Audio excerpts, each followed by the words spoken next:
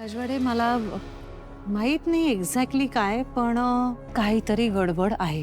म्हणजे काहीतरी ना असं आहे जे आपल्या दोघांना अजूनपर्यंत नीट कळलेलं नाहीये.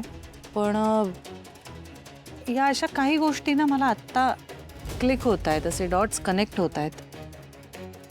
चिंगी त्या दिवशी अशी तयार होऊन, माझ्यासारखी तयार होऊन पूजा करत होती आपल्या देवाऱ्यात, राजवाड्यांच्या घरच्या देवाऱ्यात. आता ती चेन जी चिंगीच्या गळ्यात होती, तुम्ही म्हणालात, आजी सुद्धा म्हणाल्या होत्या की इधर ती आपल्या लॉकरमध्ये असते किंवा असली तर तुमच्या ऑफिसमध्ये असते. तर ती अंशूला सापडू शकते, पण चिंगीला सापडायचं काही कारण नाहीये. त्याचं काही कनेक्शन असेल का? बरं एवढंच नाहीये अहो, मी त्या मुलीला पहिल्या दिवसापासून बघते आणि तुमच्याशी बोलतेय पण तिच्याबद्दल. हे अंशुमनचा दाखवायचा कार्यक्रम सुरू झालाय ना सगळा, तेव्हापासून ती हल्ली आहे मुलगी. ती खूप अपसेट आहे. पण स्वानंदी मॅडम, या सगळ्याला अंशुमन जबाबदार असेल असं काही नाही ना? राजवाडे, आपण श्वेता प्रकरण विसरू शकत नाही. मान्य आहे, मान्य आहे, त्यांनी खूप चुका केल्या. पण दरवेळेस त्याचीच चूक असेल असं नाही होऊ शकत. तुम्ही अंशूकडे दरवेळेस ना संशयाच्या नजरेने बघू नका प्लीज. त्याचं लग्न ठरलंय आणि काकूची इच्छा आहे की लग्नामध्ये सगळ्यांनी सहभागी व्हावं. आणि तुम्हाला खरं सांगू, काकूला वाईट वाटतं की तुम्ही लग्नाच्या तयारीमध्ये लक्ष घालत नाही. सो प्लीज आत्ता हा विषय नको वाढूया. आणि लग्न झालं ना की चिंगीला तिच्या गावी पाठवून देऊ, म्हणजे मग विषयच संपला. किंवा आपण असं करू, आपण निकिताला सांगू की तू तुझ्या घरी घेऊन जा, म्हणजे मग इथे राहणारच नाही ती. आणि त्यांनाही मदत होईल. हवं तर तिची सॅलरी आपण देऊया ना. पण आता चिंगीला इथे नको ठेवायला. स्वानंदी मॅडम, तुम्ही खूप विचार करताय. हा, हे बघा, आपण तिचं नुकसान होणार नाही असं सगळं करूया, ठीक आहे? आता आता तो विचार डोक्यातनं काढून टाका आणि घरात लग्न कार्य चालू आहे त्याच्यात थोडं लक्ष घाला. मी आमंत्रण देऊन येतो, खूप राहिली.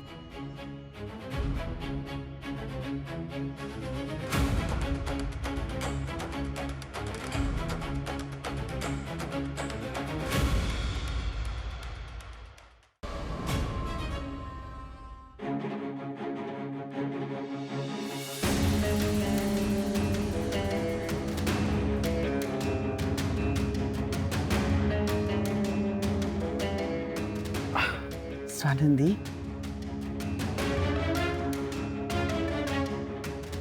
मला ठीक आहेस ना तू? हो, मला काय झालंय? नाही, तसं काही नाही. म्हणजे मला वाटलं काहीतरी टेन्शन आहे. म्हणजे बघ ना, हातावर मेहंदी पण नाही काढलीस तू आणि अप्पीशी उगाचच वाद उकरून काढलास. मी कुठलाच वाद उकरून नाही काढला काकू. क्षुल्लक कारणावरून उलट त्याच चिंगीला दूषणं देत होत्या, तेवढं थांबवलं मी. आणि मला नाही वाटत यात माझं काही चुकलं. का का असं करतेस तू? मी काय केलं? कायम माझ्या मुलांचा, त्या नोकरांसमोर अपमान करत असतेस. कधी अंशुमनला सुनवतेस, कधी अर्पिताला सुनवतेस. का? नाही, मी कधी असा अपमान करूया एखाद्याचा असं म्हणून नाही बोलत काकू. फक्त योग्य आणि अयोग्य हे मला कळतं. आता अंशुमन आणि अर्पिता ताईंना ते कळतच नाही. याला काय करणार ना मी तरी. तुला वाटतं ना तसं खरंच नाहीये. हो, पण मग घरातल्या स्टाफवर ते हात का उगारतात? एक ह्युमन लेवलला आपण माणसाला माणसासारखं वागवतो, एक बेसिक आदर देतो, तो का नाही देत? आणि ह्याच्यापेक्षा महत्वाचं, काकू तुम्ही कधीच त्यांना काहीच बोलत नाही का? कसं आहे ना स्वानंदी, माझ्या मुलांना मी नीट ओळखते ग, तू नाही ओळखत. नाही, तू ओळखत असतेस ना तर अंशुमन आणि कोणती चिंगी, हा ती तिच्याबद्दल इतकं, त्या दोघांबद्दल इतकं घाण पसरवलं नसतंस तू. मुळात मी यातलं काहीच कुठेच जाऊन पसरवत नव्हते. इनफॅक्ट हे बोलणं सगळं इथे एकांतात झालं होतं आमचं. मग तुम्हाला कसं कळलं?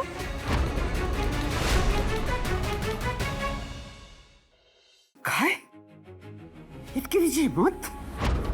एकतर स्वतःच्या हातावर मेहंदी काढते, तेही माझ्या अंशूच्या नावाची. हो मम्मा. आणि मला तर आहे ना ह्यापेक्षा जास्त मोठ्या गोष्टीची भीती वाटते हा. काय? स्वानंदी ना काहीतरी मोठा प्लॅन करते बहुतेक. म्हणजे ती आहे ना अंशू आणि चिंगीचं सूत जुळवण्याचा प्लॅन करते.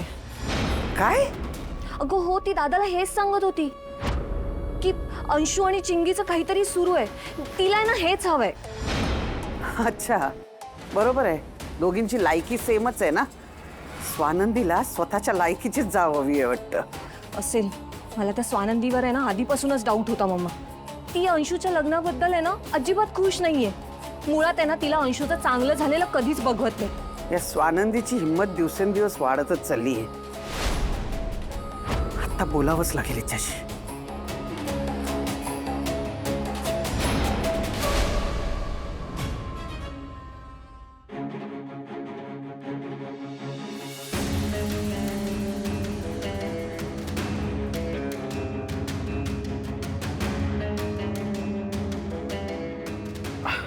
स्वानंदी,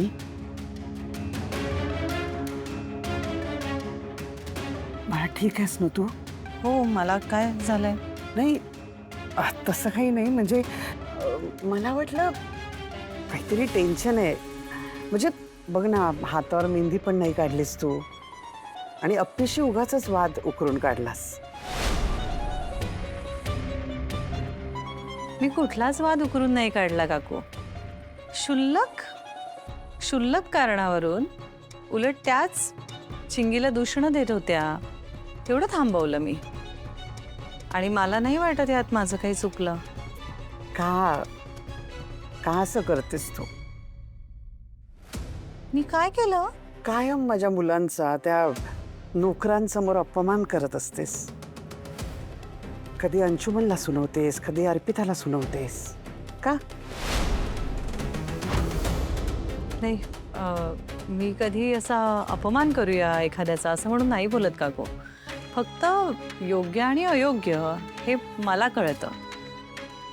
आता अंशुमन आणि अर्पिता ताईंना ते कळतच नाही. याला काय करणार ना मी तरी.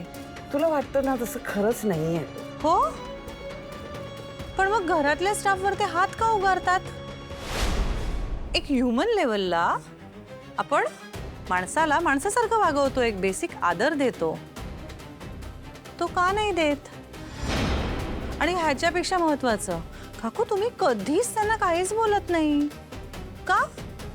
कसं आहे ना स्वानंदी, माझ्या मुलांना मी नीट ओळखते ग. तू नाही ओळखत. नाही, तू ओळखत असतेस ना तर अंशुमन आणि कोणती चिंगी, हा ती, तिच्याबद्दल इतकं, त्या दोघांबद्दल इतकं घाण पसरवलं नसतंस तू. मुळात मी यातलं काहीच कुठेच जाऊन पसरवत नव्हते. इनफॅक्ट हे बोलणं सगळं इथे एकांतात झालं होतं आमचं. मग तुम्हाला कसं कळलं?